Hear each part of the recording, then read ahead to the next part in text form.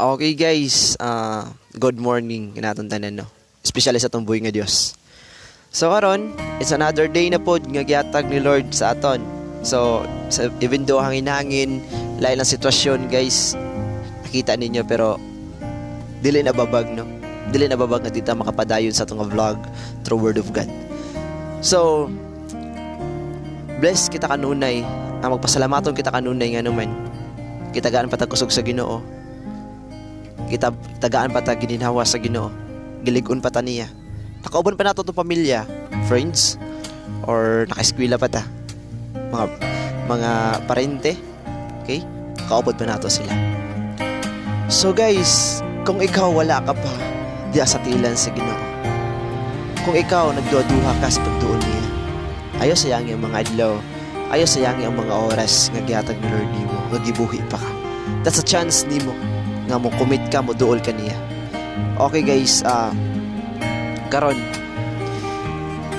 natay pagaisgutan nga Word of God. Kay mao ra man gud ni aton gi-vlog is Word of God. Kay mo na usay guys, makasulti ko ba Lord nga no? Na ma-question ka ba? Nga kini nga walay bayad, kini nga Word of God nga importante para nila nga nung dili man natagang kabugaton sa pagtakit.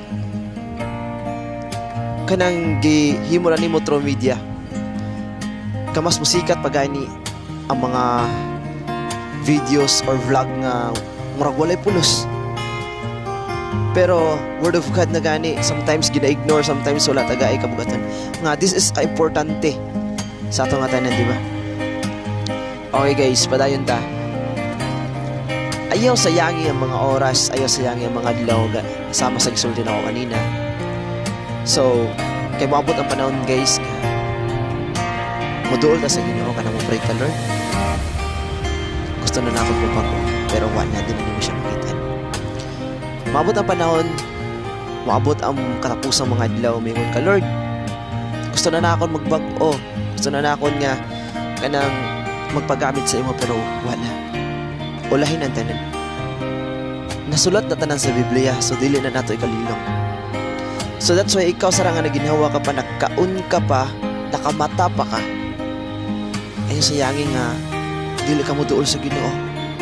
Ayaw pagpaka-plastic, ayaw paghambin, ayaw pag bilin o kuan ka ng kaligot-got sa imong kasing-kasing or kapungot sa imong kasing-kasing. Ayaw pagpaka-plastic kay Lord, kaya naman nakita na niya, nasayod na niya tanan. Walay nalilong sa atong amahan.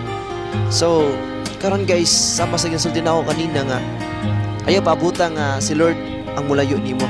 Ayaw paabutan nga dili na nimo siya makitaan. Kung mangita ka sa iya, bisan na nga dapit dili nimo siya makitaan. Kung musampit ka niya, dili na kaniya tubagon kay nga naman ulahin na ang tanan. So karon nga mga adlaw dili pa ulahi ang tanan. So ikaw nga namati karon taga ikinig-igong kabugaton. So ako basahon para dili mo kaingon nga himo-himo ra ni nako dira sa Biblia. Kung naamoy Biblia, try nyo open. Ingon siya sa panultiyon 1 versikulo 28. Guys, so di siya. Mutawag unya kamo kanako apan dili ko kamo tupagon. See? Ayaw paabutan nga moabot na nga mga adlaw sa imong kinabuhi. Nga time nga mutawag ka dili na kaniya tupagon. Okay? Mintras naginawa pa ka, mintras doon na pa kay kusog. Time pa nga para maduol ka sa tumbol ni Diyos. Next, nagsulti siya, pangitaon ako ninyo sa tanang dapit, apan dili ninyo ako makitaan. So guys, ayaw na paabutan nga kanang maabot ni. So guys, thankful ka sa mga kinabuhi nga naman. Wa ka na bilong sa mga tao nga wala na karon. Wa ka nabilong sa mga edad nga diin lang taman. 16 lang taman, 12 lang taman, or 9 lang taman nilang edad.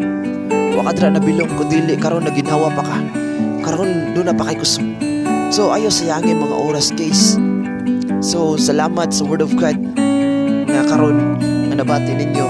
Salamat sa Word of God nga karon nga inyong hinaot nga inyong ining naplikar sa kasing-kasing kung nakatunan ninyo. Guys, gigugma mo sa Ginoo.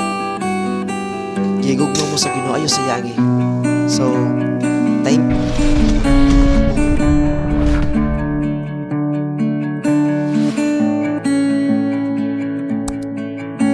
JEV channel.